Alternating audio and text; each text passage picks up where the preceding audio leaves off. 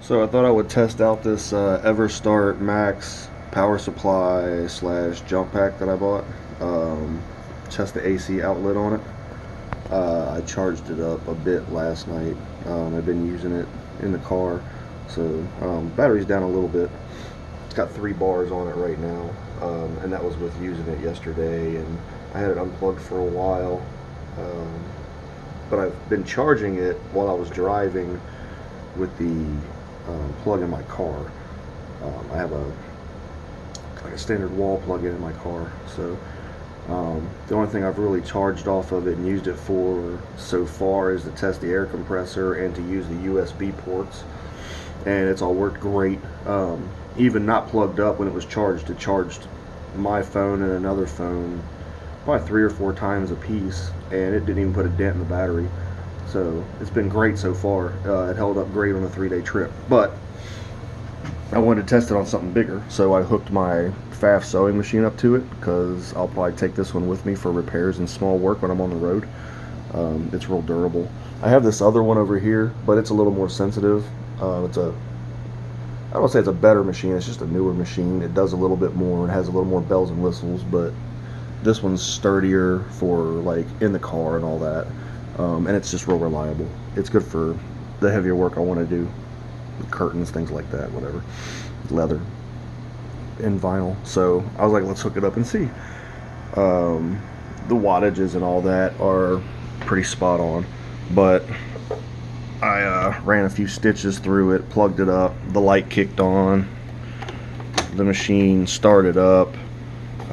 This does have a little hum to it from the generator, I guess, kicking in from the battery, but it's really low. You can barely hear it, so it's not too bad.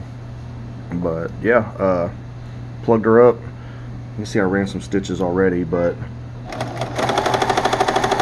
it runs like a champ. And that's just straight off the battery. It's not plugged into the wall or plugged into anything. The plug-in is back here, and then you plug it into an extension cord. And I've been using it for probably 5 or so minutes right now. So if I can get an hour of sewing out of that, I've been using it for, like I said, 5 or 10 minutes, and it didn't even put a dent in the battery, and it's running strong off of this.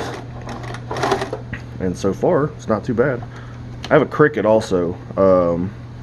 I want to test it out on and see if it'll work on that too.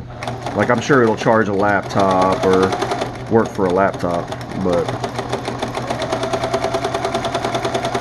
as far as this sewing machine, it runs like a champ. So I mean, I could literally set up a camp somewhere and do some sewing work out of the back of the car, out of the van, or somewhere random that I'm staying.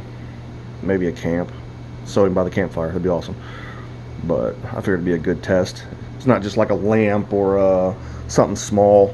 It said on the box, as far as ideas for the plug-in, like blenders, toasters, small cook stoves, things like that.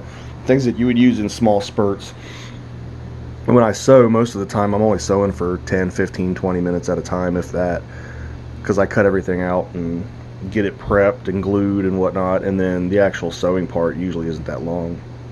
So this would be a pretty good little setup. I have a small table set up in the van that I can use for this.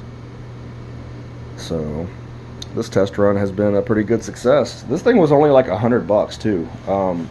I wouldn't mind a bigger one eventually, like maybe a Jackery, or there's an off-brand of Jackery that looks really good. It's half the price, but this one was $100 at Walmart.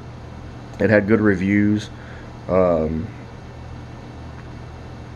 I figured for $100, why not grab it?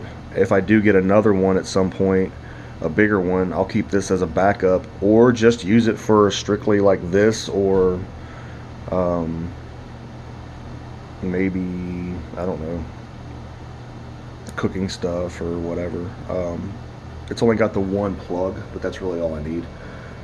And then the USB ports, and then it does have a flashlight in it. The battery cables, I got it mainly for the jump box, and then it's got an air compressor. Everything's worked great on it so far. I haven't tested the jumper cables to do that because I haven't needed it yet, but the USB ports, the wall plug, the compressor, the flashlight on it, everything else has been great. So for $100, that's a steal. And it's small and compact too. It fits right in my console. It's got a nice handle on it, easy to carry, doesn't weigh a whole lot. It weighs probably, I don't know, 5-7 pounds, if that. So this one gets a thumbs up from me, and we're in business sewing too. Cannot beat that. Getting mobile. So when I do the Cricut, which I might do later today, and then I'll post a video up sometime soon, we'll see how that works too, see if it powers it up and does some cuts. Because if I have a pack and travel case for that, and I'm going to get another storage for the roof for other things, so I could legit have an undercar storage for all this and be able to do a little bit of work on the road. That'd be kind of cool. So crafting on the road. This will come in handy for making gear, just small piecework. So, and if you're looking for a sewing machine, Pfaff and Juki are the two that I go with. Especially Pfaff. They're super durable. This thing is 10-12 years old, probably older than that, and it still runs great.